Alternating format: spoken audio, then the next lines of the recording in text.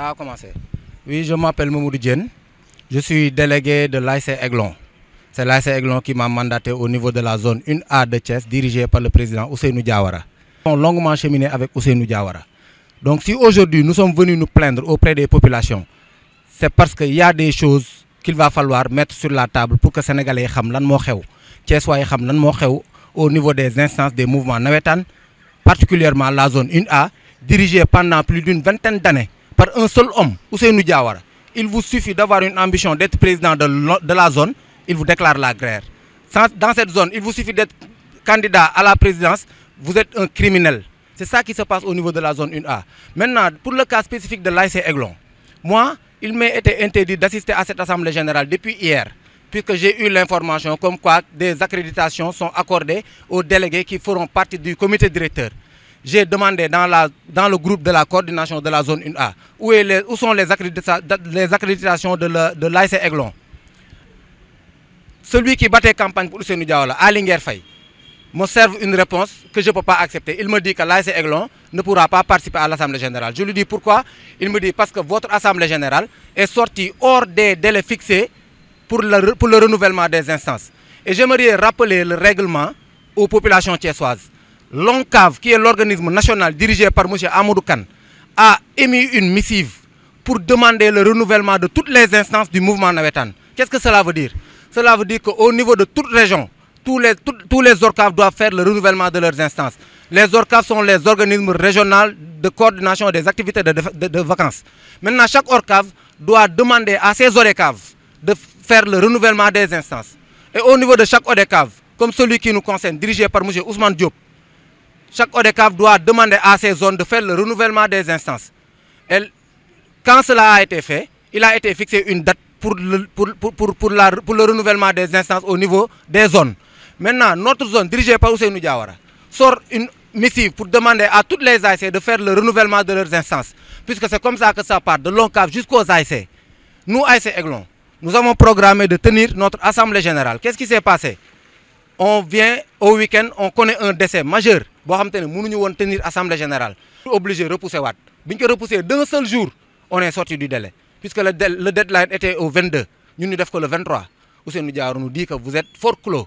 Nous sommes d'accord parce qu'on est des légalistes. Mais nous sommes d'accord. Nous fort clore ASCA, accepter Yenen AIC, le président de l'ONCAV, Amadou Kane, leur a demandé de faire le renouvellement de leurs instances. Nous sommes zone qui renouvelée, nous sommes le comité directeur. Exclure les 3 délégués de l'ASC Aiglon. L'ASC Espérance a tenu une assemblée générale sans superviseur. Beaucoup d'autres ASC n'ont pas tenu l'assemblée générale, comme Buntu Dépôt. Sinon, on aurait eu les informations. Ils n'ont pas présenté aucune preuve pour dire que ces ASC-là ont fait leur assemblée générale. Nous avons connu l'assemblée générale de l'ASC Africa, entre autres ASC Bayal et autres, Balabé.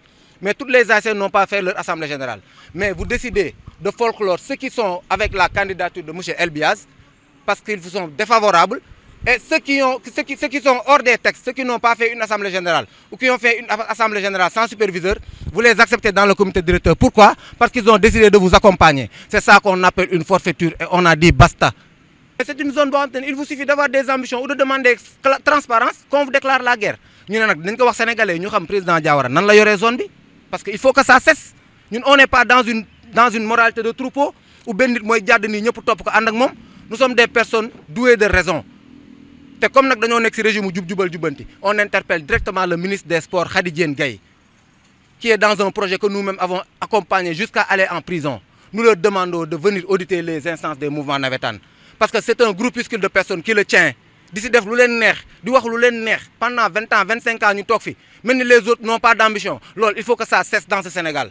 Bon, Elbias de l'ASC Bayal, nous sommes venus ici dénoncer ce qui se passe au niveau de la zone 1A. D'interpeller le président de la République. Moi, je wax Nétal dañ ko war a réformer. Ce qui se passe dans le mouvement Nétal, c'est alarmant. Un président d'une zone qui reste plus de 20 ans ci instance bi nit du fi jógee chaque jour mu def ay lobem toog fii 20 ans bilan financier amul. On interpelle le préfet du département de Thiès ni ko nawetaan yi mu surseoir ni ko continuer surseoir ba keroog muy wootee assise du mouvement nawetaan ndax ces dirigeants ñoom ñooy facteur violence bi d'abord ndax tu ne peux pas être dans un mouvement plus d'une vingtaine d'années ci benn poste nga ngoy fa ni doo fa jógee loolu source de violence la encore une fois on interpelle le préfet on interpelle les maires de la commune ni leen subvention yi ñuy jox ASC yi di ko jox zone yi nañ ko téye ndax dans une zone boo xam ne le maire day jël xaalisam def ko ci zone bi toog pendant 10 longues années deful benn bilan financier kenn xamul fu recette di dugg kenn xamul fu muy génn des équipes yoo xam ne dañuy gagné final ils se retrouvent pas avec 300 000 francs c'est alarmant président Diawara war naa revenir à la raison xam ne li muy def c'est de la dictature yow bi ngay nekk président ñun ñu ngi nekk école primaire ñëw nañ jàng fi am fi bac dem fi université ba ñëw liggéey fi def fi 7 ans de fonction nga toog yow ci benn pouvoir lank ni doo fi jóg képp ku am ambition nga jéem a gor tànkam loolu nag dañ ciy interpeller le président de la république interpeller ci premier ministre il faut impérativement que nawetaan yi ñu def ci ay réformes am limitation des mandats benn groupe de personnes ñooy ñëw accaparer le mouvement nawetaan di ci dundu ASC yi gisuñu si dara bu ñu demee stade de mer violence bi continuer di am bu ñu paree stade gis nga édifice dëkk bi yëpp dañ koy toj lu koy indi parce que ñi koy yor ñu yor mouvement bi la seen loxo setul nan la ñu mën a joxe lu toll ni mouvement nawetaan nga yor une zone pendant plus d'une décennie benn bilan financier mënoo ko génne da ngay jël benn groupuscule say copains amis naan da ngay gérer noonu avec la zone képp ku am des ambitions ñu gor sa tànk Ousmane Sonko yow la ñu interpellé premier ministre mouvement nawetaan def ci ay réformes sur le fond qu'on reste des années sans jouer le mouvement nawetaan man candidat laa woon sama mbébét mooy dama gis ni tey ndaw ñi war nañoo am beneen taxawaay ci biir mouvement yi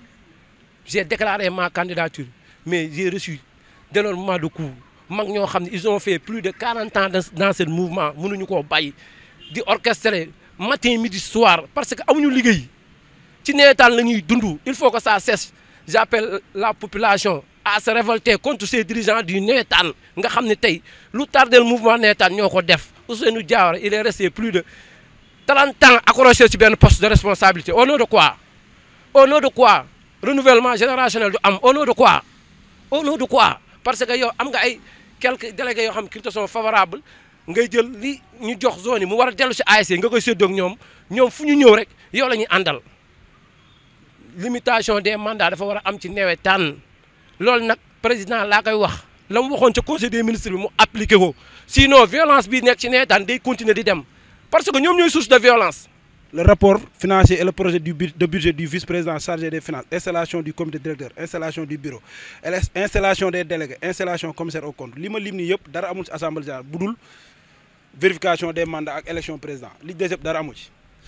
Pour ce qui est de lecture adoption et du PV de la dernière assemblée kenn waxu ci bilan financier bi président bi neen duñ ci wax parce que nawetaan daaw àggul te dégg naa man ren laay door a ñëw ci ASC bi ci zone bi dégg naa 2 mandats yi ni defu ko nee na daaw nawetaan àggul mais nawetaan même bu àggul daaw mais joué nañu dara xaalis dugg na xaalis génn na malgré que ni wax nañu ne mën nañoo bañ a def mën nañ ko bañ a def bu dee amul am na lu ci lu ñu téye lu dëgër mais loolu dëgërul du ñu ko def parce que nawetaan daaw àggul mais joué nañ am na commencement am na fin xaalis dugg na xaalis génn na nous déplorons ce qui s'est passé ci assemblée générale zone 1A ba pare président bi fal nañ ko démocratiquement on n'en disconvient pas félicité nañu mais moom moo jël feuille lim ne ñii ñooy bureau bi loolu fan la am assemblée générale amul wax amul dara superviseur moo wax moom moo wax vote président jeex na moom moo jël lire bureau et ce qui est plus grave comme moom moo expliqué na ko pour ASC Aska dañ ko folklore bokkul ASC Jaloore aussi tamit ñu folklore parce que dañ ko aj mais ci bureau bi dañ cee boole dañ cee bàyyi ñaari postes yoo xam ne président nee na réservé à qui